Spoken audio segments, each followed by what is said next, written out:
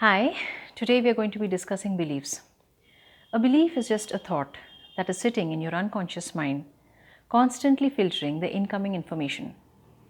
Whether you believe something is possible or not, either way, you're right. A belief is something that plays out in your life unconsciously and it streams the incoming information to either get you to confirm to your belief or to challenge it. Usually, we look for confirmation of beliefs.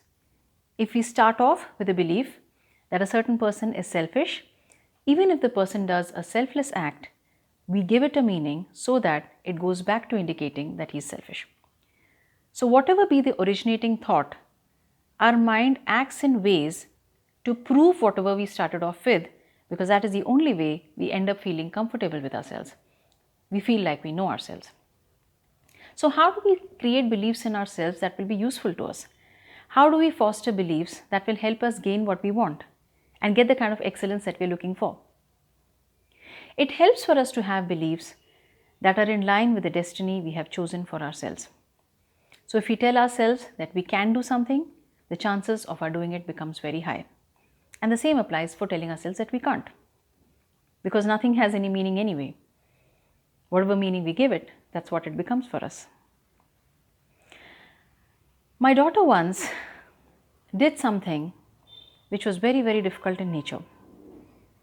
There was a particular problem that had been given to her, which was not for her age group at all. She thought it was possible to do it. And by the next day, she actually solved the puzzle. And I was taken aback. And she said, "That's what you gave to me." She believed it was possible and she just executed her belief without realizing. But if I had given it to her and told her that it was not possible for her age group, there's a good chance that she would not even have tried.